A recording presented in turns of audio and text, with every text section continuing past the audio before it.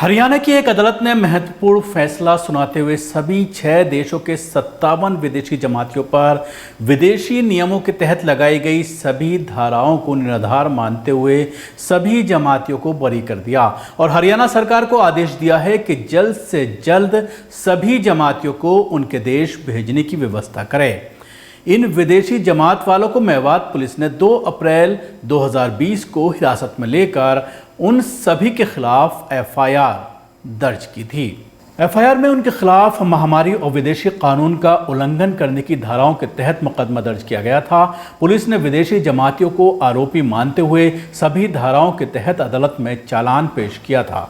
इस मामले में मेवात जिला के नूह में लॉकडाउन में फंसे विदेशी जमातियों को लेकर नूह की सीजीएम विशाल की अदालत ने एक बड़ा फैसला सुनाया है। अदालत ने सभी 6 देशों के 57 विदेशियों और एक भारतीय अनुवादक पर धारा 188 के तहत सरकारी आदेश का उल्लंघन करने का आरोपी करार देते हुए सभी को 1,000 रुपये का जुर्माना लगाया, जिसे आरोपियों की ओर से उसी समय अदालत में विधायक आफ्ताब अहमद ने अदा कर दिया।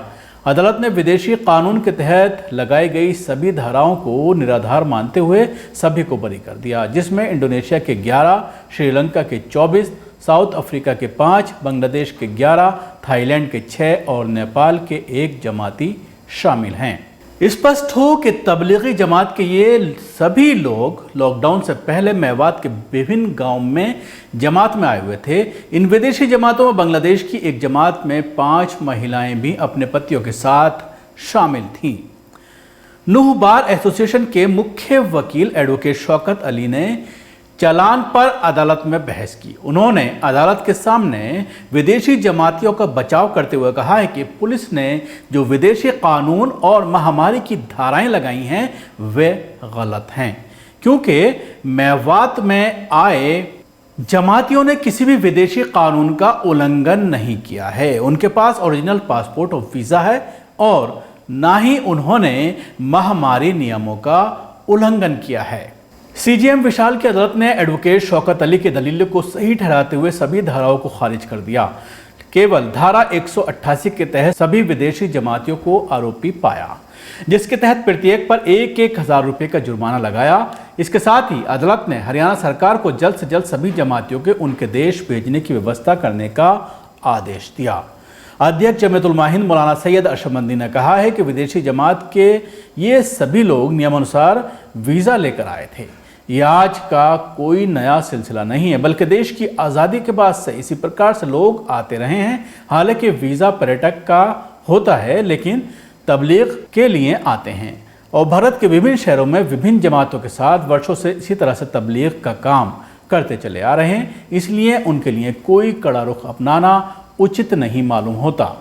नूह की अदालत ने इन विदेशियों के लिए जो रुख अपनाया है उसे हम सम्मान की दृष्टि से देखते हैं और आशा करते हैं कि नूह की अदालत की तरह देश के दूसरी राज्यों की अदालतें भी उन्हें अपना अतिथि समझकर नम्रता का व्यवहार करेंगी। हमें खुदा से उम्मीद है कि ये लोग जल्द से जल्द अपने देश वापस लौट जाएंगे। इस संबंध में जमीयतुल हिंद के अध्यक्ष मौलाना सैयद अरशद मदनी के निर्देश अनुसार जमात के सभी लोगों को जमीयतुल हिंद के दिल्ली स्थित केंद्रीय कार्यालय के पते पर उनके पासपोर्ट और अन्य कागजात भेज दिए गए हैं।